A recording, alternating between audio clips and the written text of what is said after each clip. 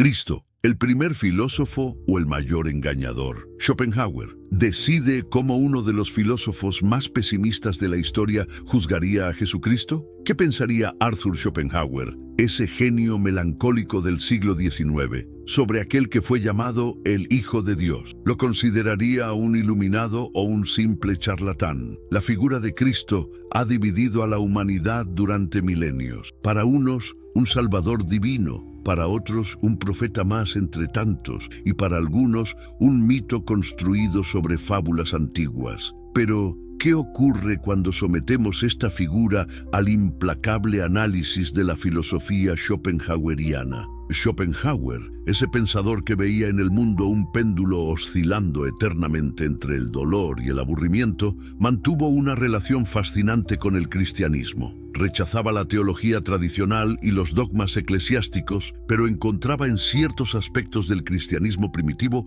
un reflejo de sus propias ideas sobre la compasión y la negación de la voluntad. Es posible que Cristo haya sido el primer gran filósofo de la compasión, anticipándose en siglos a las conclusiones del pensamiento schopenhaueriano. O fue, como han sugerido diversos críticos a lo largo de la historia, un hábil manipulador que utilizó metáforas impactantes para controlar a las masas. ¿Qué verdad se esconde tras los evangelios cuando los leemos con los ojos de la filosofía y no con los de la fe? Estas son las preguntas que exploraremos en esta fascinante intersección entre uno de los filósofos más provocadores de la modernidad y la figura que cambió el curso de la historia occidental. La compleja relación de Schopenhauer con el cristianismo. El ateísmo de Arthur Schopenhauer no era el simple rechazo a lo divino que caracterizó a muchos de sus contemporáneos. ¿No resulta paradójico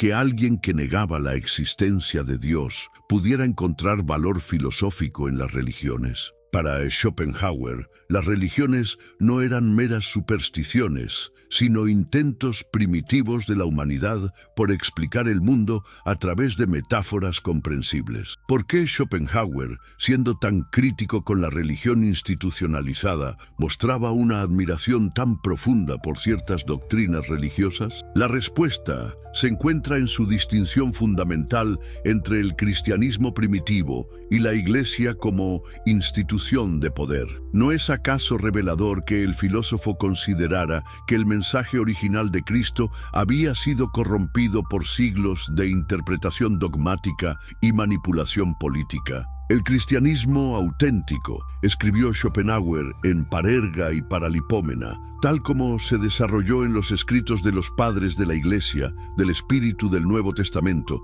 tiene como esencia la doctrina del profundo pecado de la raza humana a través de su existencia misma y el anhelo de redención que solo puede alcanzarse mediante la negación de uno mismo. ¿No resuena esto profundamente con su propia filosofía de la negación de la voluntad como único camino hacia la liberación del sufrimiento? La ética de la compasión constituye el núcleo del pensamiento moral schopenhaueriano. ¿No es fascinante cómo este concepto tan central en su filosofía encuentra un paralelismo sorprendente en las enseñanzas de Cristo sobre el amor al prójimo? Para Schopenhauer, la compasión era la única base verdadera de la moralidad.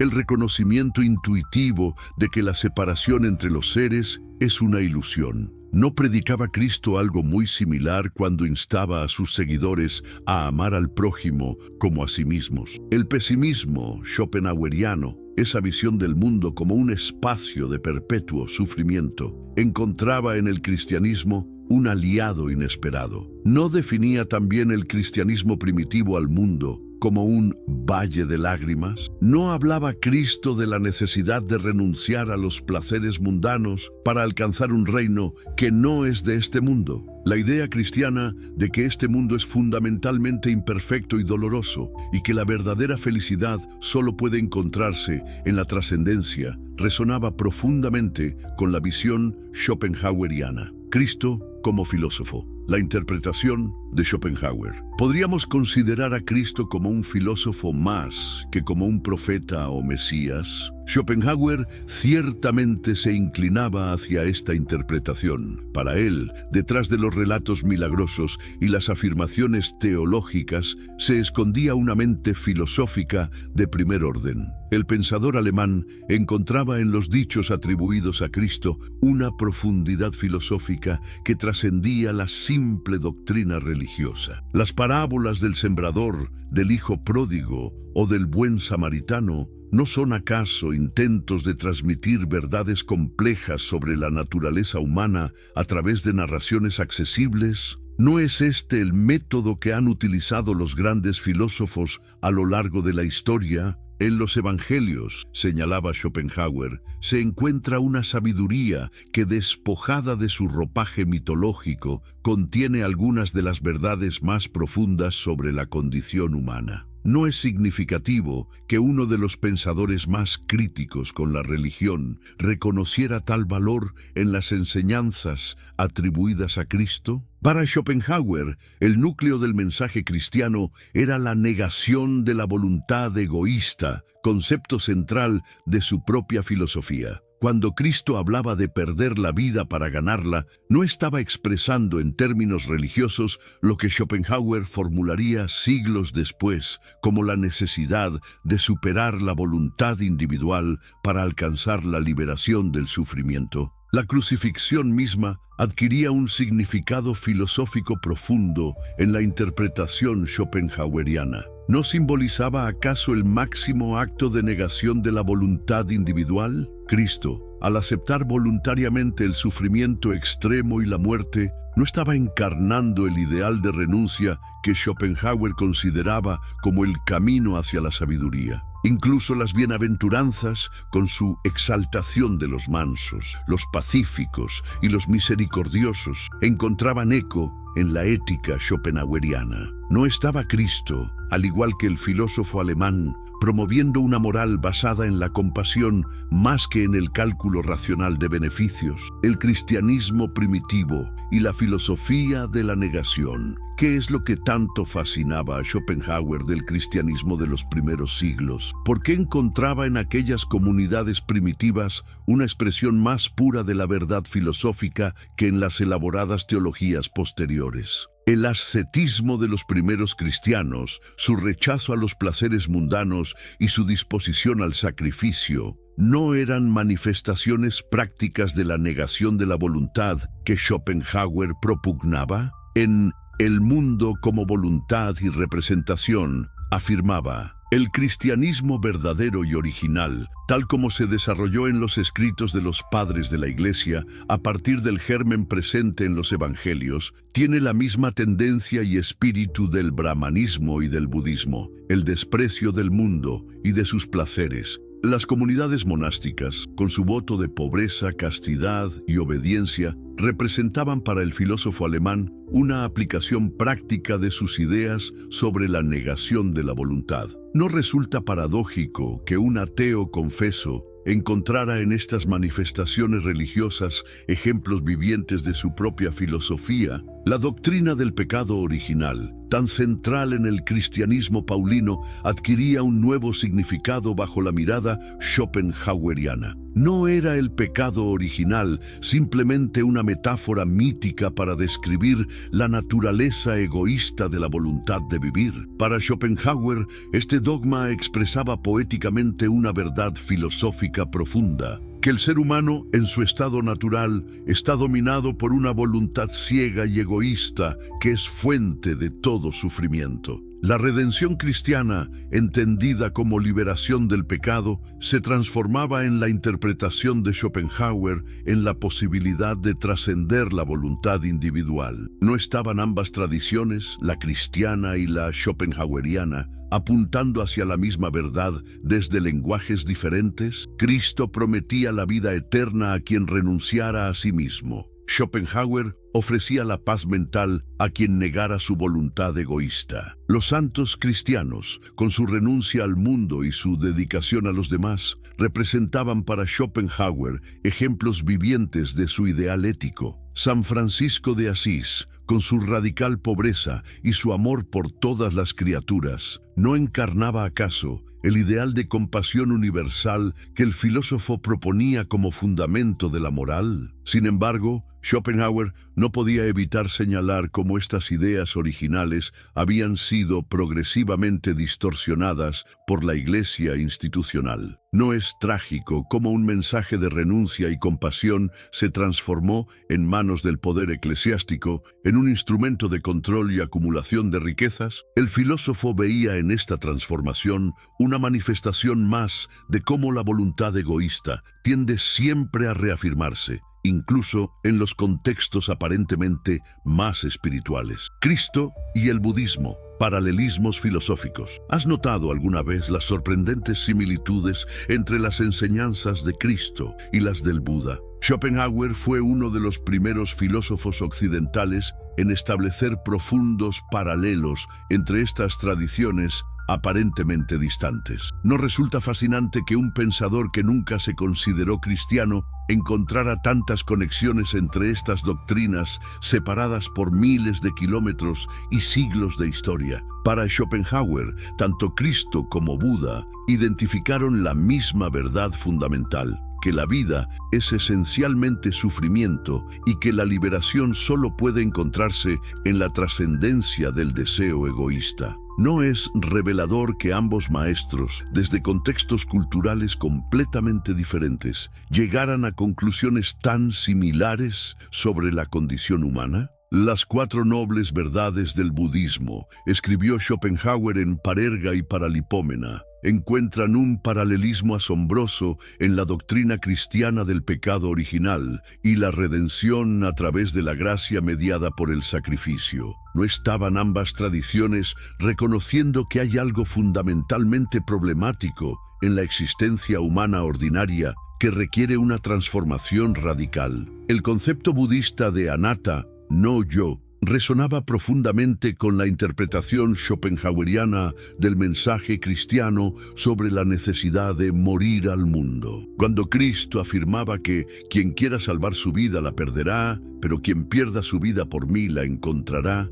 ¿no estaba expresando una verdad similar a la enseñanza budista sobre la ilusión del ego individual? La compasión universal, central tanto en el budismo como en las enseñanzas de Cristo, era para Schopenhauer la manifestación ética del reconocimiento metafísico de la unidad subyacente de toda existencia. ¿No es significativo que ambas tradiciones coloquen el amor desinteresado hacia todos los seres como la virtud suprema? Incluso las parábolas y métodos de enseñanza mostraban paralelismos que fascinaban al filósofo alemán. ¿No utilizaban tanto Cristo como Buda historias sencillas pero profundas para transmitir verdades complejas a audiencias diversas? ¿No adaptaban ambos su mensaje a la capacidad de comprensión de sus oyentes? Sin embargo, Schopenhauer señalaba una diferencia crucial. Mientras el budismo se presentaba abiertamente como un camino filosófico,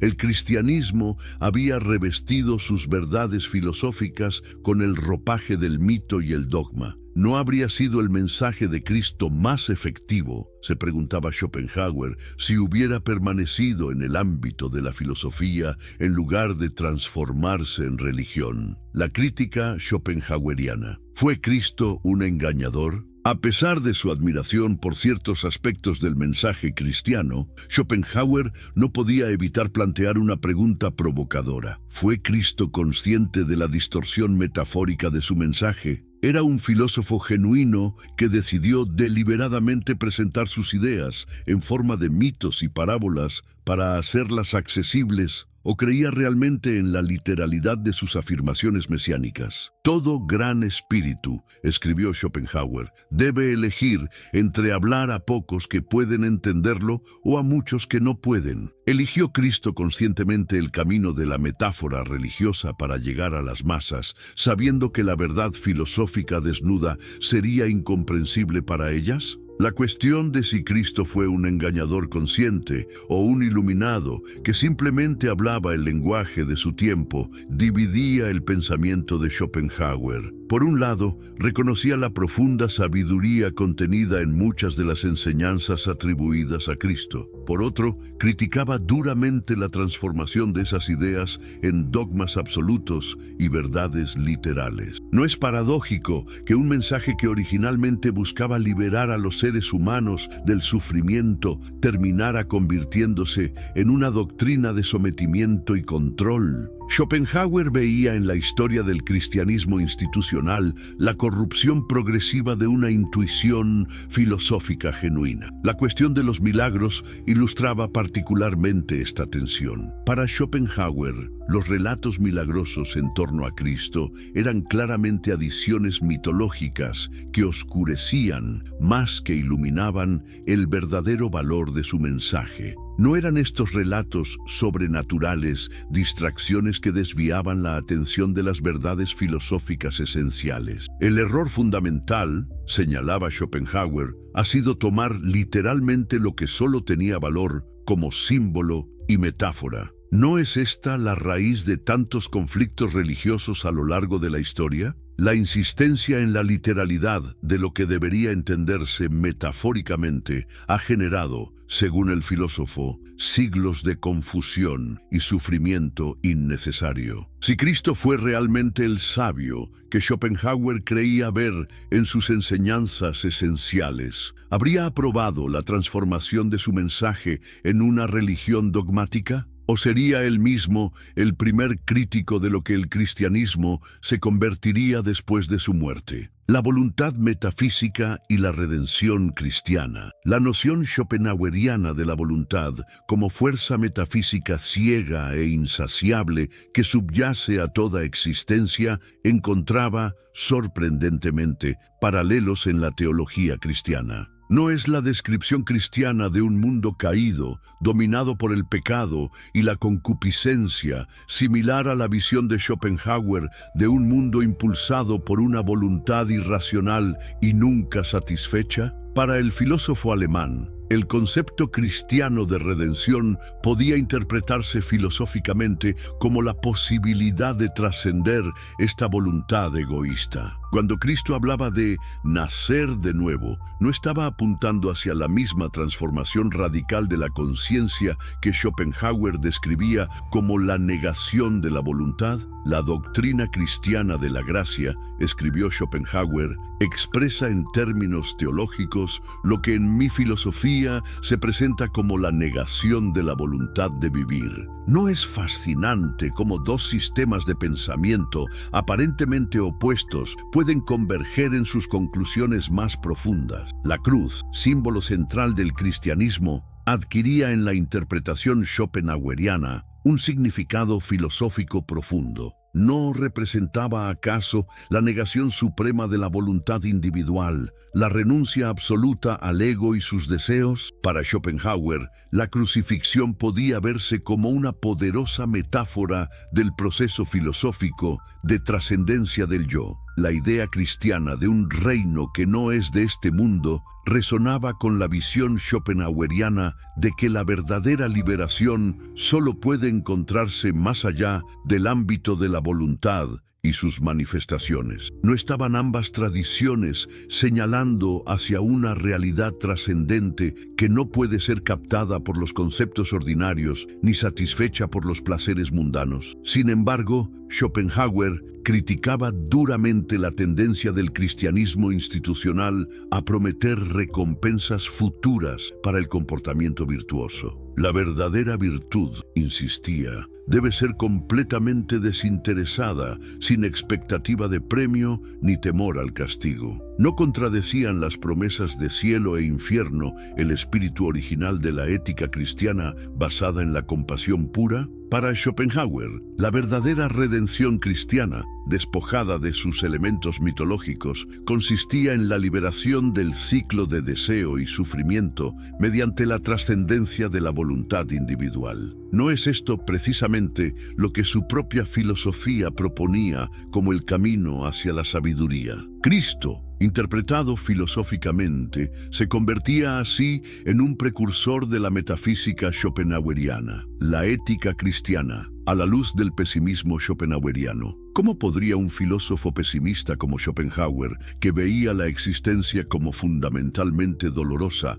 reconciliarse con la ética cristiana que promete salvación y alegría? Esta aparente contradicción revela uno de los aspectos más fascinantes del pensamiento schopenhaueriano sobre Cristo. Para Schopenhauer, la grandeza de la ética cristiana original no residía en promesas de felicidad eterna, sino en su reconocimiento honesto del sufrimiento inherente a la existencia. ¿No fue Cristo quien dijo que en este mundo tendréis aflicción? ¿No habló de la necesidad de tomar la cruz y seguirle por un camino estrecho y difícil? La ética de Cristo, despojada de las interpretaciones optimistas posteriores, se revelaba ante los ojos de Schopenhauer como profundamente pesimista en su diagnóstico del mundo. El núcleo del cristianismo, escribió en El mundo como voluntad y representación, es la doctrina del pecado original, de la esencial perversidad del mundo y de la necesidad de redención a través de la negación de la voluntad de vivir. ¿No resulta revelador que la escena central del cristianismo sea una crucifixión, un acto de sufrimiento extremo, más que un triunfo o celebración? Para Schopenhauer, este énfasis en el sufrimiento demostraba que Cristo había penetrado la verdadera naturaleza de la existencia. Las bienaventuranzas adquirían un nuevo significado bajo esta interpretación. Cuando Cristo proclamaba «bienaventurados los que lloran» o «bienaventurados los perseguidos», ¿no estaba acaso reconociendo que el sufrimiento puede ser una vía hacia la comprensión profunda de la realidad? Schopenhauer veía en estas paradójicas afirmaciones un paralelo con su propia filosofía, donde el sufrimiento se reconoce como el camino hacia la sabiduría. La crítica schopenhaueriana a la ética kantiana, basada en el deber racional, encontraba en Cristo un aliado inesperado. ¿No había rechazado Jesús el legalismo farisaico en favor de una moral basada en la compasión espontánea? Para Schopenhauer, la moral cristiana original, centrada en el amor y la compasión más que en reglas y deberes, representaba una comprensión más profunda de la naturaleza humana que el formalismo ético de Kant. Sin embargo, Schopenhauer no podía evitar señalar cómo esta ética original había sido progresivamente distorsionada por la teología posterior. La introducción de recompensas eternas y castigos divinos transformaba lo que debía ser una moral desinteresada en un simple cálculo egoísta. ¿No contradecía esto la esencia misma del mensaje cristiano sobre el amor incondicional? El legado filosófico de Cristo, según Schopenhauer. ¿Qué nos queda de Cristo cuando lo despojamos de su divinidad y lo consideramos exclusivamente como un pensador? Para Schopenhauer, lo que permanece es un filósofo extraordinario cuyas intuiciones sobre la naturaleza humana y el sufrimiento siguen siendo profundamente relevantes. El legado filosófico de Cristo, según Schopenhauer, puede resumirse en tres grandes ideas: el reconocimiento del sufrimiento como condición inherente a la existencia, la compasión como fundamento de la moral y la posibilidad de trascender el ego individual para alcanzar una forma superior de conocimiento. ¿No son estas ideas notablemente similares a las del propio Schopenhauer? El filósofo alemán veía en Cristo a un precursor de su propia filosofía, alguien que había intuido verdades fundamentales siglos antes de que pudieran ser articuladas en el lenguaje de la metafísica occidental moderna. La sabiduría de todos los tiempos, escribió Schopenhauer, ha dicho esencialmente lo mismo, y la diferencia radica principalmente en la forma de expresión. ¿No es Cristo, bajo esta luz, un eslabón en la cadena de pensadores que han intuido las mismas verdades fundamentales sobre la condición humana? La influencia de Cristo en la filosofía occidental raramente se reconoce de manera explícita. ¿No resulta paradójico que un pensador cuyas ideas han moldeado tan profundamente la cultura occidental sea tan poco estudiado como filósofo? Schopenhauer veía en esta omisión un prejuicio racionalista que rechazaba cualquier sabiduría proveniente de contextos religiosos. Sin embargo, el filósofo alemán también reconocía que parte del problema residía en la forma en que el mensaje de Cristo había sido preservado y transmitido. Los evangelios, con su mezcla de enseñanzas filosóficas y elementos sobrenaturales, dificultaban la apreciación de Cristo como pensador. No habría sido diferente la historia intelectual de Occidente si las ideas de Cristo hubieran sido presentadas en forma de tratados filosóficos en lugar de narraciones milagrosas. A pesar de estas limitaciones, Schopenhauer insistía en que cualquier filosofía que ignorara la profunda sabiduría contenida en las enseñanzas de Cristo estaría incompleta. ¿No hay acaso en las parábolas del reino, en los dichos sobre el amor al prójimo o en las reflexiones sobre la ansiedad por el mañana, intuiciones filosóficas que siguen interpelándonos hoy? Cristo y Schopenhauer, un diálogo a través de los siglos. Imaginemos por un momento un diálogo entre Cristo y Schopenhauer. ¿Qué se dirían estos dos pensadores separados por 18 siglos, pero unidos por preocupaciones tan similares? Quizás Cristo reconocería en Schopenhauer a alguien que había captado la esencia de su mensaje más allá de los dogmas y rituales en que había sido envuelto. Y tal vez Schopenhauer vería en Cristo a un espíritu afín que había intuido las mismas verdades metafísicas que él había intentado articular sistemáticamente. ¿No compartirían ambos la visión de un mundo dominado por el sufrimiento, donde la mayoría de los humanos viven atrapados en la ilusión del deseo individual? ¿No coincidirían en que la compasión, el reconocimiento intuitivo de la unidad de todos los seres, es el fundamento de la verdadera moralidad? Pero también existirían diferencias significativas en este imaginario diálogo. Cristo hablaría en términos de fe y relación personal con lo divino. Schopenhauer en el lenguaje abstracto de la metafísica y la epistemología. Cristo ofrecería parábolas y ejemplos concretos. Schopenhauer, análisis conceptuales y argumentos lógicos. ¿Cómo reaccionaría Cristo ante la interpretación schopenhaueriana de su mensaje como una filosofía de la negación de la voluntad? ¿Reconocería en ella una traducción válida de sus enseñanzas a un lenguaje diferente o la consideraría una reducción que pierde elementos esenciales? ¿Y Schopenhauer qué preguntas le haría a Cristo? Le interrogaría sobre la naturaleza de sus experiencias místicas, sobre el significado preciso de sus metáforas más enigmáticas, sobre su comprensión de la relación entre sufrimiento y redención. Este diálogo imaginario entre Cristo y Schopenhauer nos invita a reflexionar sobre las múltiples formas en que la sabiduría puede expresarse y transmitirse a través de los siglos. ¿No es fascinante cómo ideas similares pueden revestirse de lenguajes tan diferentes, religioso, filosófico, poético, y sin embargo mantener un núcleo reconocible? Más allá de la dicotomía, la pregunta que ha guiado nuestra exploración, ¿fue Cristo el primer filósofo o el mayor engañador?, se revela ahora como una falsa dicotomía. Desde la perspectiva schopenhaueriana, Cristo fue un pensador profundo que intuía verdades metafísicas fundamentales, pero las expresó en el lenguaje mitológico propio de su tiempo y cultura. La grandeza de Cristo, según Schopenhauer, no reside en su supuesta divinidad ni en los milagros que se le atribuyen,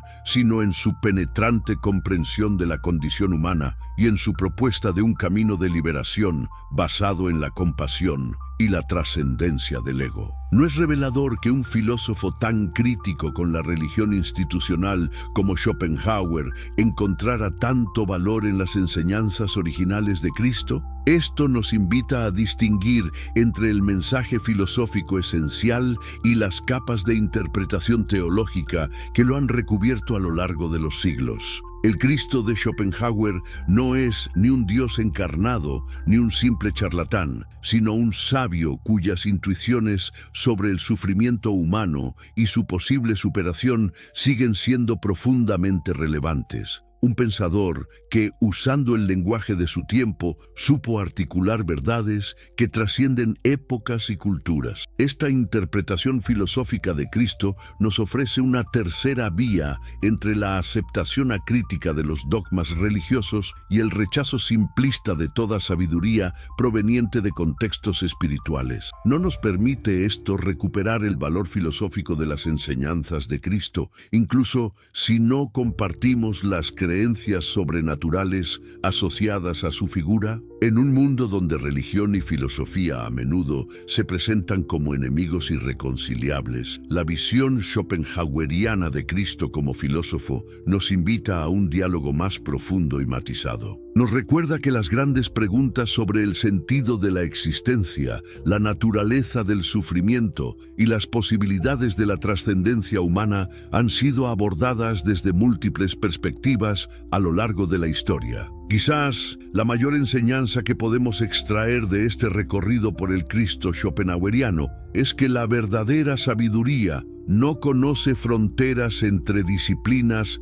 épocas o tradiciones. Surge donde quiera que una mente profunda contempla con honestidad la condición humana y se atreve a proponer caminos de liberación. Cristo y Schopenhauer, a pesar de sus evidentes diferencias, convergen en esta búsqueda genuina de la verdad sobre nuestra existencia. Y en este sentido, su diálogo a través de los siglos sigue interpelándonos hoy, invitándonos a continuar esa misma indagación con la misma radicalidad y profundidad.